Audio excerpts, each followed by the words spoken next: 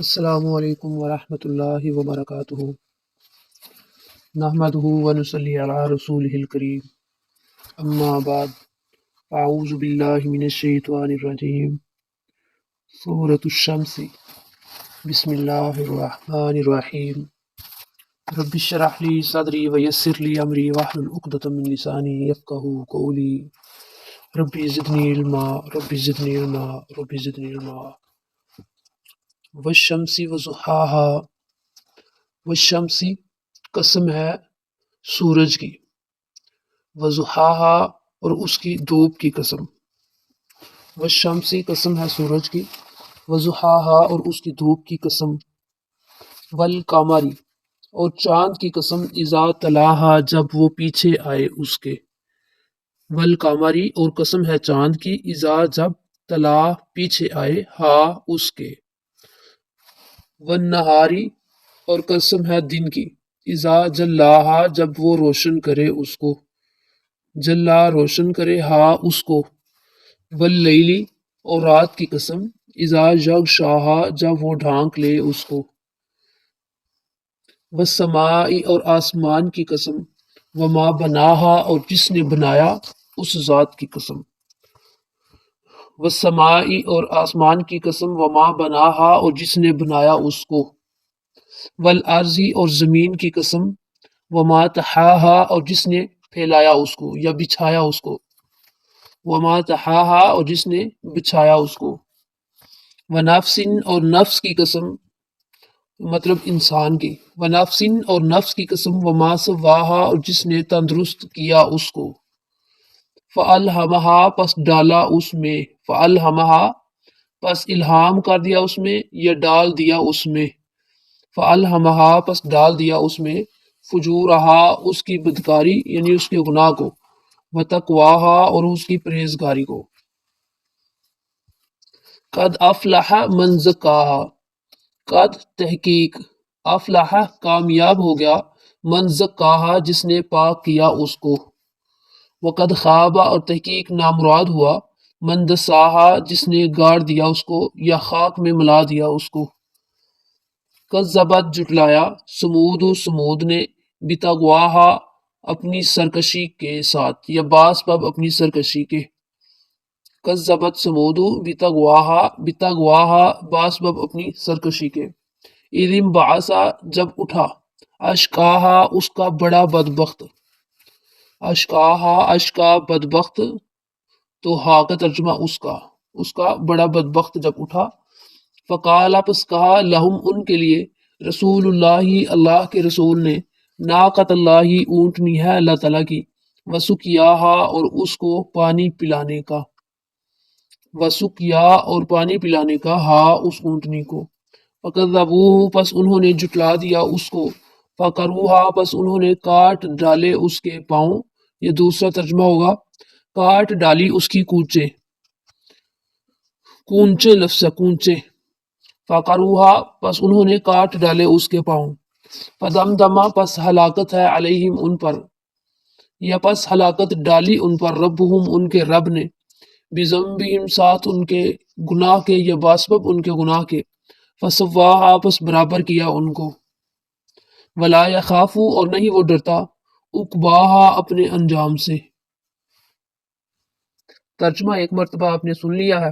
تو چلیے اب ہم تھوڑی سی مختصر سے الفاظ میں تشریح بول دیتے ہیں تاکہ آپ کو آیات کی صحیح سے سمجھ آ سکے۔ والشمس وضحاہا میں ضحا کے جو لفظ ہیں ان کا معنی ہے چاشت کا وقت، ضحا کا جو لفظ ہے نا اس سے مراد چاشت کا وقت ہے جب سورج خاصا بلند ہو جاتا ہے، اور اس وقت کی جو دھوپ ہوتی ہے نا والشمس وضحاہا وہ دھوپ جو زمین کو گرم کر رہی ہوتی ہے، جو اہل زمین کو متاثر کرتی ہے، اپنی ہیٹ دیتی ہے انسانوں کو، اس سے مراد وہ ہے۔ والقمر اذا تلاہا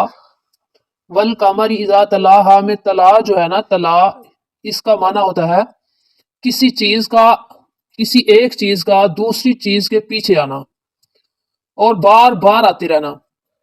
مطلب بار بار دوسری چیز کے پیچھے آتے رہنا، مسلسل یہ عمل دہراتے رہنا۔ یہ مہینے کے اکثر ایام ایسے بھی ہوتے ہیں جب سورج ڈوبنے کے بعد چاند نکلتا رہتا ہے اور بار بار یہ عمل کرتا ہے۔ وَالنَّهَارِ إِذَا جَلَّاهَا، اس سے مراد یہ ہے یعنی جب دن کے وقت سورج جو ہے وہ اپنی پوری روشنی کے ساتھ اب تمام دنیا کی چیزوں کو صاف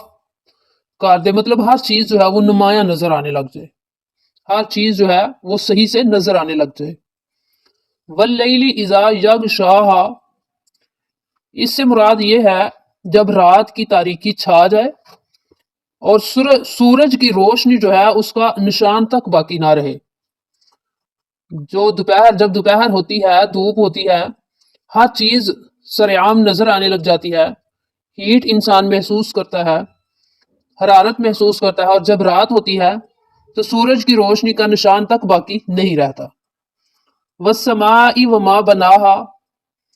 اس کے دو مطلب ہیں۔ ایک تو اس کا مطلب جو ابھی آپ کے سامنے بیان کیا ہے، وما بناہا، اور جس نے بنایا اس کو، مطلب ماں کو من کے معنی میں اگر لیا جائے تو اس سے یہی معنی بنتا ہے جو میں نے آپ کے سامنے بیان کیا۔ تو دوسرا اس کا ترجمہ اگر ماں کو ماں کے ہی معنی میں لیا جائے تو اس صورت میں آسمان کی قسم جیسا کہ اسے شان اور عظمت والا بنایا، وما بناہا، اور جیسا کہ اسے شان اور عظمت والا بنایا۔ والارض وما طحاہا، اس سے مراد یہ ہے یعنی زمین کو اس طرح سے بچھا دیا، اس طرح سے پھیلا دیا کہ وہ مخلوق کی بود و باش کے قابل ہو گئی۔ مطلب انسانوں کو، جانوروں کو، ہر زندہ رہنے والی چیز، جانور کو، ہر جاندار چیز کو، ہر جاندار مخلوق کو کھانے کے لیے رزق جو ہے وہ مہیا کرنے لگی۔ ہر جاندار چیز جو ہے وہ زمین سے فائدہ اٹھانے لگی۔ اس طریقے سے اللہ تعالیٰ نے زمین کو بچھایا، مطلب اس قابل بنا دیا زمین کو کہ انسانوں کے لیے زمین کو بھی تابع کر دیا، مسخر کر دیا۔ وَنَفْسٍ وَمَا سَوَّاهَا، اس سے مراد یہ ہے یعنی نفس کو پیدا کرنے کے بعد، وَنَفْسٍ وَمَا سَوَّاهَا، نفس کو پیدا کرنے کے بعد اس میں وہ تمام ظاہری اور باطنی قوتیں رکھ دیں جس سے انسان جو ہے وہ کام لے سکے۔ انسان کے نفس میں تمام ظاہری اور باطنی قوتیں رکھ دیں جن قوتوں سے وہ ایسے سب کام سر انجام دے سکے جن کے لیے انسان کو پیدا کیا گیا ہے۔ سواہا جو ہے نا، اس کا مفہوم یہی ہے کہ انسان جو ہے وہ پیدائشی طور پہ نہ تو گناہگار پیدا ہوا ہے اور نہ ہی شر پسند پیدا ہوا ہے، جیسا کہ بعض گمراہ قسم کے فرقے جو ہیں وہ اس طرح کا خیال رکھتے ہیں، بلکہ انسان کے اندر فطرتی طور پر، پیدائشی طور پر اللہ تعالیٰ کی طرف سے سچائی اور راست بازی جو ہے وہ اس کے اندر ڈالی گئی ہے۔ انسان جھوٹ بولنا بعد میں سیکھتا ہے، اس کی فطرت میں یہ چیز نہیں ہے۔ انسان شرک بعد میں کرتا ہے، اس کی فطرت میں شرک کرنا نہیں ہے۔ فطرت میں تو اللہ تعالیٰ نے توحید ڈالی ہے۔ دوسروں کو دھوکہ دینا انسان بعد میں سیکھتا ہے، فطرت میں یہ چیز نہیں ہے۔ جیسا کہ نبی صلی اللہ علیہ وسلم نے فرمایا، ہر بچہ اسلام کی فطرت پر پیدا ہوتا ہے، پھر بعد میں یا تو اس کے والدین اس کو عیسائی یا یہودی یا مجوسی بنا لیتے ہیں۔ وَنَفْسٍ وَمَا سَوَّاهَا فَأَلْهَمَهَا فُجُورَهَا وَتَقْوَاهَا، فَأَلْهَمَهَا سے مراد فَأَلْهَمَهَا جو ہے اس سے مراد الہام، مطلب جو اللہ تعالیٰ یا مالا اعلیٰ کی جانب سے، مطلب فرشتوں کی جانب سے بغیر کسی واسطے کے دل میں بات ڈال دی جائے اور معنی اس کا یا سمجھ اس کی یا بصیرت اس کی انسان کو عطا کر دی جائے، مطلب یہ ہے کہ توفیق دی جائے۔ اور یہ الہام جو ہے نا، یہ شیطان کی طرف سے بھی ہوتا ہے جبکہ وہ نصوص شرعیہ کے خلاف ہو۔ وحی اور الہام میں بنیادی فرق یہ ہے کہ الہام کا اطلاق صرف ذوی العقول پر ہوتا ہے جبکہ وحی عام ہے، اور دوسرا فرق یہ ہے کہ الہام کا تعلق کسی کام کے کرنے یا نہ کرنے سے ہوتا ہے، مطلب کام کا کرنا یا نہ کرنا الہام میں ہوتا ہے جبکہ وحی میں بہت زیادہ وسعت ہے۔ اچھا، تو یہ جو فَأَلْهَمَهَا ہے نا، الہام کی کئی صورتیں ہیں۔ مطلب یہ ہے، ایک صورت اس کی یہ ہے کہ ہم فطری وحی بھی اس کو کہہ سکتے ہیں، فطرت کے اندر جو اللہ تعالیٰ نے چیز رکھ دی ہے اس کو بھی الہام کہہ سکتے ہیں۔ جیسا کہ اللہ تعالیٰ نے جب کسی پرندے کے چوزے کو پیدا کرنا ہوتا ہے، مطلب کسی پرندے کے ہاں چوزا اگر بچہ پیدا ہوتا ہے تو پیدا ہوتے ہی ہوا میں اڑنا اس کو اللہ تعالیٰ نے سکھا دیا ہے، یا مچھلی کو پانی میں تیرنا اللہ تعالیٰ نے سکھایا، یا شہد کی مکھی کو چھتا بنانا، اور یہ کتنا عجیب حیرت انگیز سا گھر بناتی ہے، یا انسان کا بچہ جو کہ ماں کی چھاتی کی طرف ہی لپکتا ہے، اور دودھ کا چوسنا جو ہے یہ بھی اللہ تعالیٰ نے ہی اس بچے کو سکھایا ہے، یہ اس کی فطرت میں رکھی گئی ہے یہ بات۔ اگر اللہ تعالیٰ یہ باتیں فطرت میں نہ رکھتا تو پیدا ہونے والے نادان اور معصوم بچے ایسی باتوں کو کیسے سیکھ پاتے؟ اور الہام کی دوسری صورت جو ہے وہ ہے کسی ایسی بات کا یکدم ذہن میں آ جانا یا ایک دم اس کا سوج جانا، جو انسان کی ذہنی کاوش کا نتیجہ نہیں ہوتا بلکہ یہ الہام کی صورت ہوتی ہے۔ سائنس کے جتنے انکشافات اور ایجادات جتنی بھی ہوئی ہے، سائنس کی جتنی بھی ترقی ہوئی ہے، وہ انسانوں کی ذہنی کاوش کا نتیجے میں نہیں ہے کہ یہ انسانوں کی ذہنی کاوش جو ہے اس کی وجہ سے ہوئی ہے، بلکہ وہ الہام ہی کی وجہ سے، الہام کے نتیجے ہی کی وجہ سے وہ وجود میں آتی ہے۔ انسان کے اندر جو خیر اور شر کی تمیز رکھ دی گئی ہے وہ بھی الہام ہی کی وجہ سے ہے، کہ جب انسان کوئی برا کام کرتا ہے، کئی مرتبہ ایسے ہوتا ہے کہ انسان جو ہے وہ برا کام کرتا ہے تو اس کو سخت ندامت ہوتی ہے، بڑی شرمندگی وہ محسوس کرتا ہے، وہ انسان کا ضمیر ہے جو اس کو متنبہ کرتا رہتا ہے، جو اس کو خبر دیتا رہتا ہے کہ یہ تو نے کام غلط کیا ہے۔ اور ایسے ہی اگر انسان کسی کے ساتھ اچھا کام کرے، کسی کے ساتھ بلائی کرے معاشرے کے اندر، تو اس کے دل کو سکون اور اس کے دل کو بہت خوشی محسوس ہوتی ہے۔ قد افلح من زکاہا، جس نے اپنے نفس کو پاک کر دیا وہ کامیاب ہو گیا۔ مطلب یہ ہے کہ جس نے اپنے نفس کو کفر اور شرک سے پاک کیا، غلط قسم کے عقیدے سے پاک کیا، فاسد عقائد سے، اخلاق رذیلہ سے پاک کر لیا، وہ کامیاب ہو گیا۔ اور جس شخص نے اپنے ضمیر کی آواز کو جو اسے خیر اور شر کے بارے میں بتاتی رہتی ہے، جب وہ برا کام کرے تب بھی اس کو روکتی ہے، جب وہ اچھا کرے تب بھی اس کو مطلب خوشی محسوس ہوتی ہے، جس شخص نے اس کو حق میں ملا دیا، مطلب اپنی ضمیر کی آواز کو ہی حق میں ملا دیا، تو ایسا شخص نامراد ہو جاتا ہے۔ مثال کے طور پر سورج اور چاند لے لیں، دن اور رات لے لیں، زمین آسمان لے لیں، جس طرح یہ تمام چیزیں مختلف ہیں، ایک دوسرے کی متضاد ہیں، ایک دوسرے کے بالکل ضد ہیں، مخالف ہیں، اسی طرح فجور اور تقوی، خیر اور شر ایک دوسرے کی یہ بھی ضد ہیں۔ خیر اور شر جو ہیں یہ بھی ایک دوسرے کی ضد ہیں۔ مطلب یہ ہوا کہ جس شخص نے تقوی کی بنیاد پر نیکی کی، اپنے نفس کو پاک رکھا، گناہوں سے بچا کر رکھا، ان تمام برے عقائد سے، کفر و شرک سے، اور اپنے اخلاق کو بھی بچا کر رکھا، اپنے عقیدے کو، توحید کو بچا کر رکھا، تو ایسا انسان کامیاب ہو گیا۔ قد افلح من زکاہا۔ تو اس کے برعکس وہ انسان جس نے اپنے ضمیر کی آواز کو دبا دیا، جس نے اپنی خواہشات کی پیروی کی، اپنے نفس کی بات سنی، اپنے دل کی آواز سنی، ضمیر کو بھی دبا دیا اور اخلاقیات کا بھی بیڑا غرق کر دیا، ایسا انسان تو نامراد ہو گیا۔ وقد خاب من دساہا، اس کا مفہوم جو ہے، جو چونکہ وہ میں نے پچھلی آیت میں ہی پورا کر دیا ہے، قد افلح من دساہا وقد خاب من دساہا، مطلب یہ ہے کہ جس نے اپنے نفس کی، اپنے ضمیر کی آواز کو دبا دیا تو وہ تو نامراد ہو گیا، اس کے لیے کامیابی کہاں سے ہوگی؟ کذبت ثمود بطغواہا، جٹلایا قوم سمود نے، بطغواہا باسبب اپنی سرکشیوں کے۔ مراد یہ ہے کہ ایسی قوم کا تذکرہ اللہ تعالیٰ نے یہاں پہ کیا ہے جس قوم نے، مطلب اس قوم کا مسکن جو ہے وہ مکے کے قریب میں تھا، اور اہل مکہ جو ہیں ان کی زبان سے اس قوم کی داستانیں سننے کو ملتی ہیں کہ قوم سمود نے بھی سرکشی اختیار کی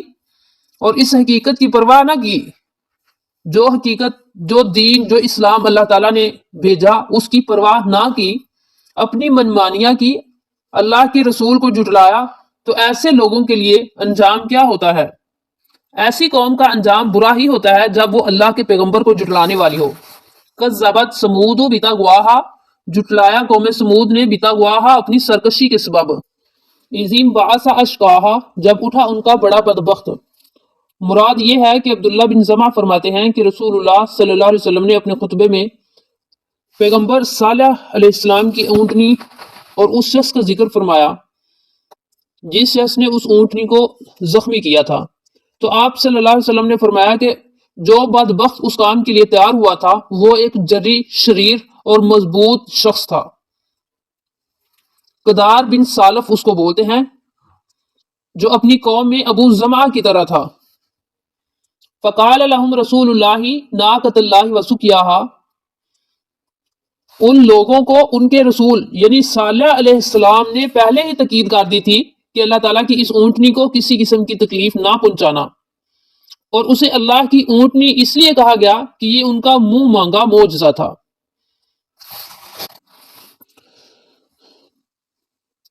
وہ اونٹنی چونکہ قد آور تھی، عظیم الجثہ تھی، ایک پہاڑی کے اندر سے وہ اونٹنی جو ہے وہ نمودار ہوئی تھی، اور یہ اونٹنی ان لوگوں کے مویشیوں جتنا پانی اکیلی پی جاتی تھی۔ چونکہ اس علاقے میں پانی کی قلت تھی، اس لیے صالح علیہ السلام پیغمبر نے اونٹنی کے لیے پانی پینے کی باری مقرر کر دی، اور ساتھ یہ بھی کہہ دیا کہ اس اونٹنی کو پریشان نہ کرنا، کسی قسم کی تکلیف نہ دینا، ورنہ تم پر اللہ تعالیٰ کا عذاب نازل ہو سکتا ہے اگر تم لوگوں نے اس اونٹنی کو تنگ کیا تو۔ فَكَذَّبُوهُ فَعَقَرُوهَا فَدَمْدَمَ عَلَيْهِمْ رَبُّهُمْ بِذَنبِهِمْ فَسَوَّاهَا۔ فَكَذَّبُوهُ یعنی انہوں نے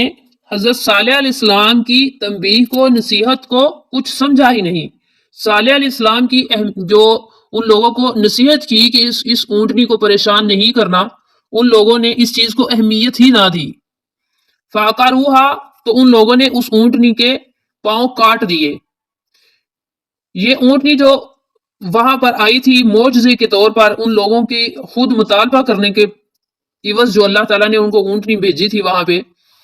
اس اونٹنی کے پاؤں کاٹنے والا جو آدمی ہے اس کا نام ہے قدار بن سالف، جو ایک زانی آدمی تھا، اور ان لوگوں نے آپس میں مشورے کیے، چھپ چھپ کر ایک دوسرے سے چھپ چھپ کر مشورے کرنے لگے کہ کیوں نہ اس کے پاؤں ہی کاٹ دیے جائیں۔ وہ زانی بدکار آدمی جو تھا، اس آدمی نے اس بات کا بیڑا اٹھایا تو سارے لوگوں کو اپنے مشورے کے اندر شامل کر لیا۔ اس لیے اس کام کی نسبت جو ہے وہ ساری قوم کی طرف کی گئی ہے کہ ساری قوم کے مشوروں سے ہی وہ اونٹنی ہلاک کی گئی تھی۔ اس اونٹنی کو جو انہوں نے نقصان پہنچایا تھا وہ ساری قوم کے مشوروں سے پہنچایا گیا تھا۔ فَعَقَرُوهَا فَدَمْدَمَ عَلَيْهِمْ رَبُّهُمْ بِذَنبِهِمْ فَسَوَّاهَا تو ایسے لوگ جو اللہ اور اس کے رسول کی بات کو نہ مانے، اس بات کو کوئی اہمیت ہی نہ دے، ایسے لوگوں کے لیے تباہی، بربادی کے علاوہ کچھ بھی نہیں ہے۔ اس کے بعد ان لوگوں پہ اللہ تعالیٰ کا عذاب آیا۔ فَدَمْدَمَ عَلَيْهِمْ رَبُّهُمْ پس ہلاکت ڈالی ان پر ان کے رب نے، بِذَنبِهِمْ ان کے گناہ کے سبب، فَسَوَّاهَا پس انہیں برابر کر دیا زمین کے، مطلب زمین بوس کر دیا ان کو۔ وَلَا يَخَافُ عُقْبَاهَا اور نہیں وہ ڈرتا تھا اپنے انجام سے۔ وَلَا يَخَافُ عُقْبَاهَا سے مراد اور نہیں وہ ڈرتا اپنے انجام سے، مطلب یہ ہے کہ جب دنیا دار بادشاہ یا کوئی قوم کسی دوسرے پہ، کوئی قوم کسی دوسری قوم پہ، یا کوئی بادشاہ کسی دوسرے بادشاہ پہ، یا کوئی انسان کسی دوسرے انسان پہ حملہ کرنا چاہتا ہے یا بدلہ لینا چاہتا ہے، تو وہ اس متعلق سوچتا ہے کہ اس کا انجام کیسا ہوگا، مطلب اس کا نتیجہ کیا ہوگا، اس کے بدلے میں دوسرا بھی حملہ کرے گا یا نہیں، یا ہماری اپنی رعیہ ہی ہمارے خلاف تو نہیں ہو جائے گی۔ لیکن اللہ تعالیٰ تو وہ ذات ہے جو یہ سوچنے پہ مجبور نہیں ہے۔ اللہ تعالیٰ کو اس چیز کی ضرورت ہی نہیں ہے کہ وہ اس متعلق سوچے، کیونکہ اللہ تعالیٰ نے انسان کے اندر شر اور تمیز رکھ دی ہے، اور پھر اللہ تعالیٰ نے انسانوں کے اندر رہنمائی کرنے کے لیے اپنے پیغمبر بھیجے، اپنی کتب بھیجی۔ پھر بھی اگر کوئی ایمان نہ لائے، پھر بھی اگر کوئی ظلم کرے، اللہ تعالیٰ اور اس کے رسول کی بات کو نہ فرمانے، تو پھر ایسے انسانوں کو اگر اللہ تعالیٰ ان کے کیے کے مطابق سزا دے گا تو اللہ تعالیٰ کو پوچھنے والا کوئی نہیں ہے، اللہ تعالیٰ کی گرفت کرنے والا کوئی نہیں ہے، اللہ تعالیٰ کو پکڑنے والا کوئی نہیں ہے۔ وَلَا يَخَافُ عُقْبَاهَا، اور نہیں وہ ڈرتا اپنے انجام سے۔ مطلب جو اللہ تعالیٰ نے ایسے لوگوں کو پکڑا جو ظلم کرنے والے ہیں، ظالموں کو ان کے ظلم کا منہ توڑ جواب دیا، جو دنیا کے اندر رہ کے غلط کام کرنے والے ہیں، ایسے لوگوں کو اللہ تعالیٰ نے جب ان سے بدلہ لیا، ان کو انصاف مہیا کیا، مظلوم کی داد رسی جب ہوئی، تو اللہ تعالیٰ کو کوئی پوچھنے والا نہیں، اللہ تعالیٰ اس بات کے متعلق سوچنے والا بھی نہیں ہے، نہ اللہ تعالیٰ مجبور ہے اس چیز کے متعلق۔ وَلَا يَخَافُ عُقْبَاهَا۔ امید کرتا ہوں کہ آپ کو اس چیز کی سمجھ آ گئی ہوگی۔ آخر دعوانا ان الحمد للہ رب العالمین۔ السلام علیکم۔